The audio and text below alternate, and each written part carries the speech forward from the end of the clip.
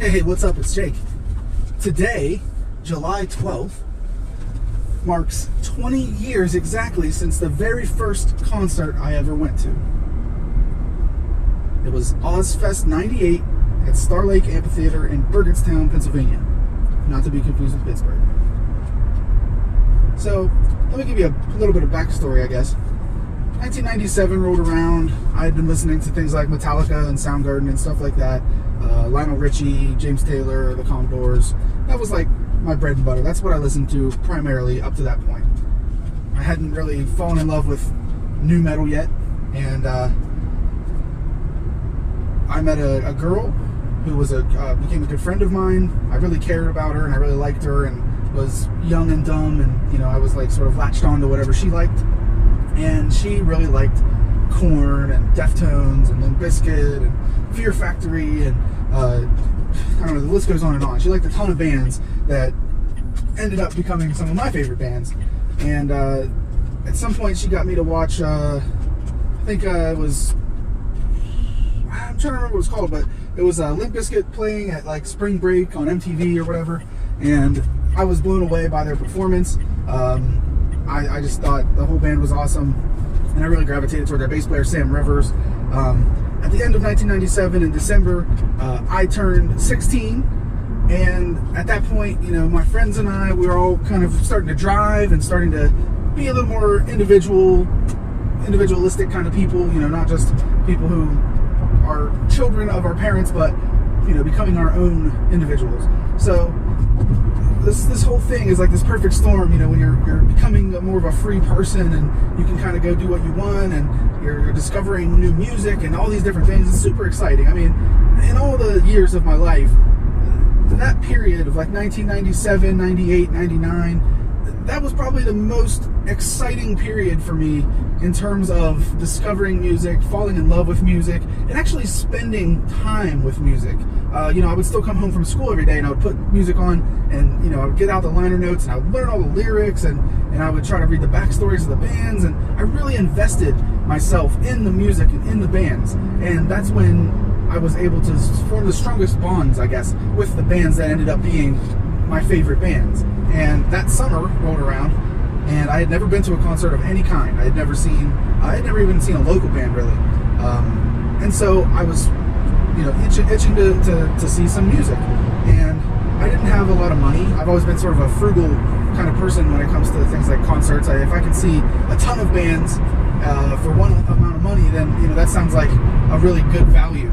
So I remember thinking that in my head, like, oh, Ozzfest, that would be a good way to see a bunch of the bands that I like, and maybe discover some new bands.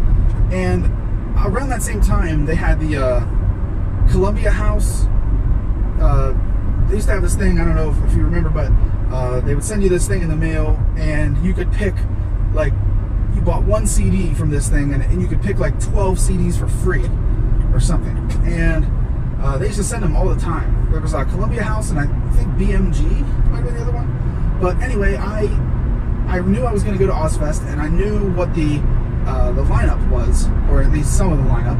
And I went through the Columbia House thing, and I don't know if you remember this either, but you used to have these little, like, they used to come with these huge sheets of these stamps, and you would have to like pick out the CDs that you wanted to get for free and tear off the stamp and lick it, and then put it on the paper so that you could send it in. It was like a card, and you put the stamps on the paper, and that's how they would know which CDs that you wanted. It was super weird.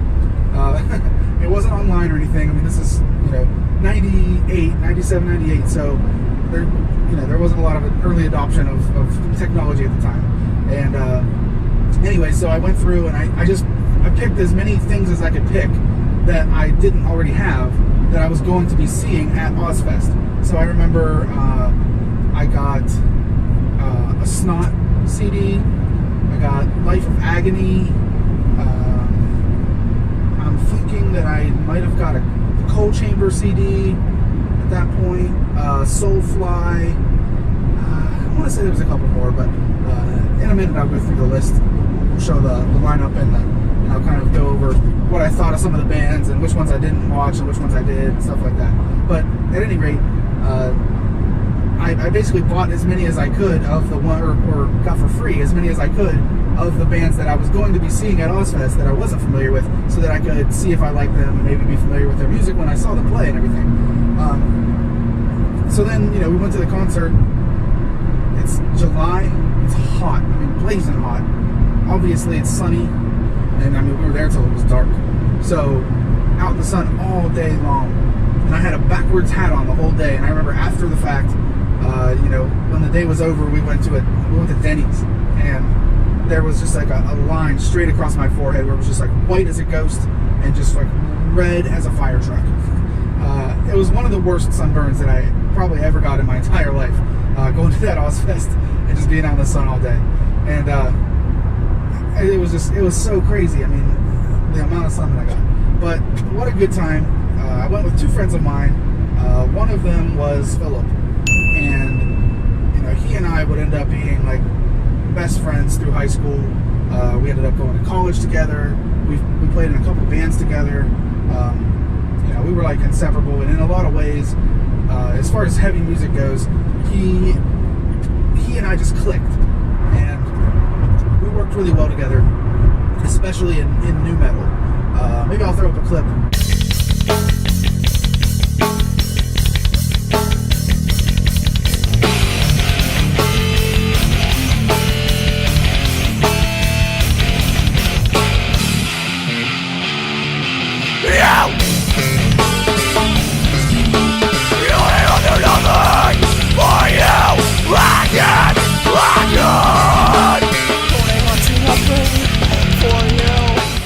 Just so you can kind of get a feel for what kind of music we made. But anyway, he went, I think he drove, and then our friend Paul Fitzhugh, and I didn't know Paul as well as I wish I could have. I really liked him. He was a really good dude. He was funny. He had the best laugh ever, man. Like, he was one of those people that most people just laugh. But Paul didn't just laugh. Like, his whole body would move. Like, he would, like, I don't know how to do it, man. Nobody laughs like Paul. Nobody. Not a single person on earth laughs like Paul Fitzhugh did. And I really, really liked that guy. And unfortunately, Paul dropped dead in his driveway at the age of 24. And I don't know if they ever figured out, what was wrong with him. He wasn't into drugs. He wasn't into booze. He wasn't into anything sketchy at all. And he was a bigger guy like me. And I don't know what happened, but it was something else to get that news. Hell, man, that was crazy stuff. 24 years old. Losing my brother when he was 28, I understand what it's like to be super close with somebody who is gone way too young, and so I really feel for his closer friends and his family and all that. And I believe he was engaged at the time, and I can't imagine losing your significant other in that kind of way. So I love you, Paul, wherever you're at, but so anyways, that was the third person on the group, and so that was my first concert. I remember the first band that played was Snot, and I just remember I remember being wowed by the force of the PA system. I've been to tons and tons of concerts since then, but I don't know what it is. I don't know if it's just the genre or what, but there's a certain way that the mix ends up happening at a festival show. I don't know if it's because they have to push so much farther because it's a bigger crowd or what, but the bass is just always so hitting you in the chest. And because I had just started playing bass, I loved that part. I was like, oh, this is awesome. Oh my God, look at the bass player. Oh my God, look at the drummer. I had never seen a band play live before. So I was just captivated and mesmerized by the energy and the sound and the sights and seeing all the people and the energy in the crowd, and people were jumping around and everything. And that set the tone for the whole day, and it ended up being, one of the best concert experiences that I ever had. Not only because it was my first, but it was genuinely really, really good. The first band up on the second stage at Ozfest 98 was Snot. You may or may not have heard of Snot. they probably would have been right up there with all the, Korn and Limp Bizkit and all those kinds of nu metal bands, if not for the death of their singer. He ended up dying in a car wreck, actually on my birthday, December 11th, in 1998. The next band I saw was probably the most excited I was to see a band, and that was Incubus. I had gotten into them pretty heavily at that point. I had the Science album, and I believe I had Enjoy Incubus, and I just loved them, and I really, really loved their bass player, Dirk Lance, at the time. He's not with them now, but he played with them up through the Morning View record. So after seeing Snot and Incubus on the second stage, I walked over to the main stage to see System of a Down. In all the years that I've been going to concerts and all the bands I've seen System of a Down, I believe 3 or 4 times live. And when people say that they're a good live band, it just makes me not want to be their friend anymore. They're one of the worst bands I've ever seen in my life. They're not tight. When I saw them, they weren't. They were very sloppy. Tons of energy, but because they're so sloppy, everything just sounded like a muddled bucket of garbage. After they played, I didn't want to try to make the trip back over the hill, so I stayed to the main stage and watched Coal Chamber. They were pretty good. Not the most energetic band at the time. They were kind of annoying and kind of boring, and but they were in that nu metal genre that was really popping at the time. And I did have their album, and I liked it. The album was good. The live show was okay. They were just okay. Let's see. After that, Sevendust played. I love Sevendust. They're one of my favorite bands from that era. I think that Lajon Witherspoon's vocal is just fantastic. In a sea of bands where there were a lot of sort of nasally, sort of screechy, whiny vocalists, here is this guy who just has this super powerful, soulful voice. It's deep, it's dark, he just has a lot of power to his voice, and it really stood out in that genre. And, there's some people that wouldn't even consider Sevendust nu metal, but I think that they just kind of fall under that umbrella because of the time period that they sort of came up and came out in. Their Home album is one of the greatest hard rock albums of all time. After Sevendust played, Soulfly played. Prior to seeing this concert, I had a couple friends who were really big into Sepultura. And I never really did fall in love with Sepultura, but I did like some of their stuff. And when I found out that Max was the basic driving force behind Soulfly, I decided that I would give them a try. So I stayed and I watched their show. And they were okay. It was kind of underwhelming for me. After that, Limp Bizkit played. You can talk all day about how annoying Fred Durst is and how their music sort of, was everything wrong with nu metal or whatever. I mean, I've heard all kinds of, basically just tearing them down over the years. And I agree with some of it. But of all the bands I've ever seen, Limp Bizkit is easily in the top 5 best live bands. They're super, super tight, tons and tons of energy. They play their instruments very well. They have great musical parts. Even if you're not a big fan of Fred Durst, if you can look past the vocals, their band as a whole, and especially the rhythm section between John Otto, the drummer, and Sam Rivers, the bass player, I think between them and Incubus, those were probably the 2 best bands in the whole genre. When other bands like Coal Chamber were just playing this dun dun dun dun dun dun dun dun dun, Limp Bizkit wasn't doing that. They were writing actual cool music, and so was Incubus. So both those bands really stood apart for me because they were doing something that everyone else wasn't doing. Next, after Limp Bizkit, I ended up watching Megadeth. I loved Megadeth back in the day. The Countdown to Extinction album is fantastic, and I really like Euthanasia. As far as their live show goes, I really couldn't tell you much about how their band played because the only thing I could hear coming through the PA was Dave Mustaine's guitar. I have no idea what they were thinking, but it was just like cranked up to the point that it hurt your ears. Because Megadeth kind of sucked, I left the main stage and I walked back over to the second stage and I watched Motorhead for a little while. It didn't really fit in at Ozfest, but it was neat. So then I made it back over to the main stage to see Tool, which even though Ozzy was there, for me, Tool was my headliner for that show. They were phenomenal. This was 1998, so their newest album was Anima.